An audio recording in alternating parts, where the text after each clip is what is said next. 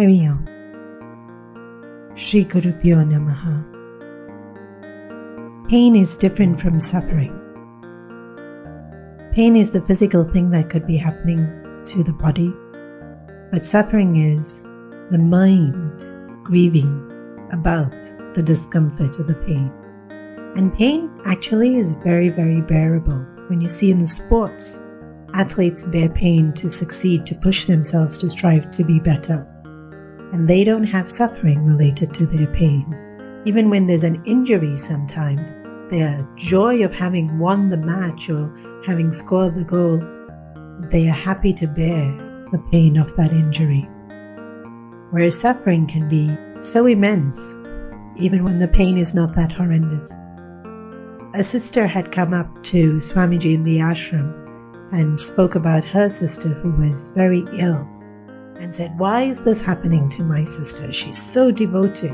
She's been attending ashram for so many years. Why would God do this to her?" And so Swamiji tried to comfort her and, gave many different answers. But a few weeks later, she would come back and say, "But my sister's illness is so horrible, and why does she have to go through this?" And even though Swamiji had replied, he'd answer again, trying to comfort her. When this happened maybe for the fourth time, finally he said, "Why don't you go and ask your sister?" And when she did, the sister who was ill just smiled at her and said, "What does it matter? Bhagwan knows what he is doing. Meaning, whatever is best, that's what I will get." So she was in physical pain, but there was no suffering. Whereas her sister had no pain, but immense suffering.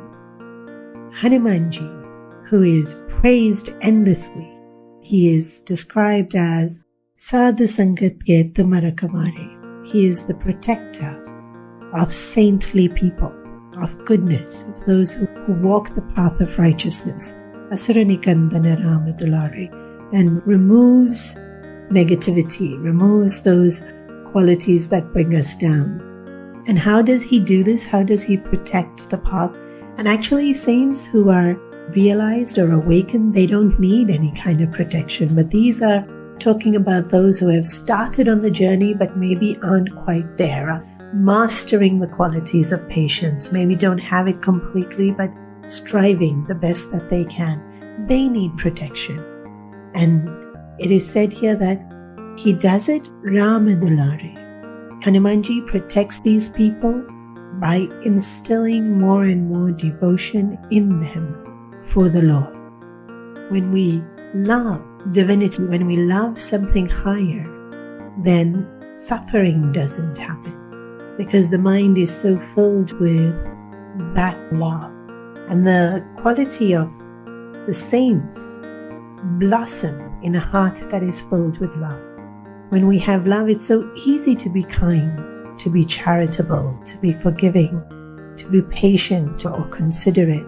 When we have love, it's so easy to be joyful and inspiring and positive. The minute there's love, all the virtues just flood in to us. We become all the things we want to. And so even when we love a person, all these qualities come into us.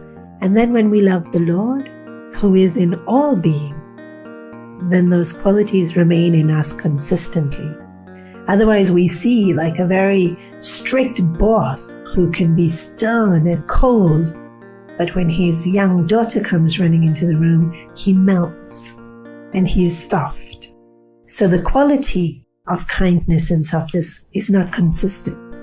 But when I love the Lord, then he is ever present at all times and in all places, then the love too remains in all time and in all places, allowing the virtues to remain consistently in the heart of the devotee.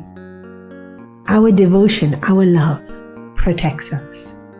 And Hanumanji is a beautiful example of love. Any emotion is contagious. Anger can be contagious, joy can be contagious, and love can be contagious. And when we see Hanumanji's devotion, when we see how immensely he served, how incredibly humble he was, how willing he was to be an instrument for anything that was required, when we see his strength and his courage, it's contagious. We want to be like him. And so he protects those who are walking on the path by being such an amazing role model and by living so completely the values that it inspires others to do the same. There is a fascinating story again from the Mahabharata. There are 5 brothers, and Sahadev is one of the brothers which is not as well known. Yudhishthira, Bhima, and Arjuna tend to be spoken about the most. And Sahadev, even in the Mahabharata, has been said to be the quietest of all. He hardly ever spoke. And there's a story explaining why. Once, his father Pandu was holding baby Sahadev and told him, or young Sahadev rather, that if anything should happen to me, he should consume my brains. Very odd instruction for a father to give a child. And Sahadev too was caught quite unaware, but something in him recognized it. Even though his eyes became very big and he was somewhat confused, he registered that this was the instruction that his father had given him. And so when Pandu did die, and he was on the funeral pyre, it is said that this sentence echoed again in Sahadev's mind. And in that moment, as though the fire opened and presented Pandu's brains to Sahadev. So Sahadev took it and ran, because all the other brothers were like, "What are you doing? How can you do that? Don't."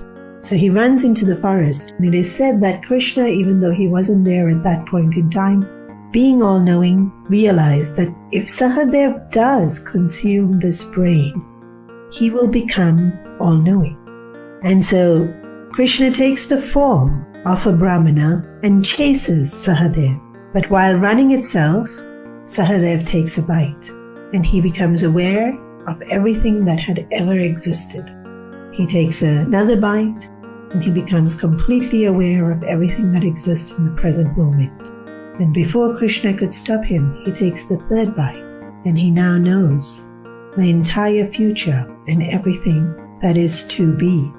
And he also knows who this boy is that's chasing him. So he stops and he turns and he looks at Krishna. And Krishna immediately says to him, "You can never tell anybody what it is you know." For he knew everything. He knew that Draupadi was to be insulted. He knew that there was going to be a war. He knew the heartache that each of the brothers were going to feel. Even as the children were being born, he knew how they would die. And every time he saw his own son, he couldn't help think of the painful death his own son would meet. So when Krishna said, "You are never to tell anyone," Sahadev immediately replies, "Are you asking me to lie?" And of course, Krishna could not. So Krishna says, "Don't say what you know, so people won't ask. But if they ask, then you tell. But tell them only what they have asked for, and nothing more." Sahadev in that moment said, "I'll agree to this, Krishna, only if you agree to my request." And then he asked Krishna that you have to promise me that you will protect all 5 brothers, and if any one of us die, you too will die. Krishna narrowed his eyes. He drove a hard deal, but Krishna agreed. And so Sahadev lived every day of his life, knowing all the pain that was waiting to happen to them, but never said a word, not even to Draupadi, his beloved wife, not even to his kids, who he loved and cherished. How incredibly difficult this must have been. And he did it knowing that at least he had the blessings of Krishna with him the entire time. And as the events unfolded, Sahadev watched, and he understood that it had to happen for Dharma to be reinstated and goodness to flourish. Without having that devotion, he wouldn't have been able to patiently wait and see such horrendous events unfold. He wouldn't have the strength to even know in advance. He wouldn't have the strength once they happened to face it in actuality. Our love, our devotion becomes our strength. Think about it.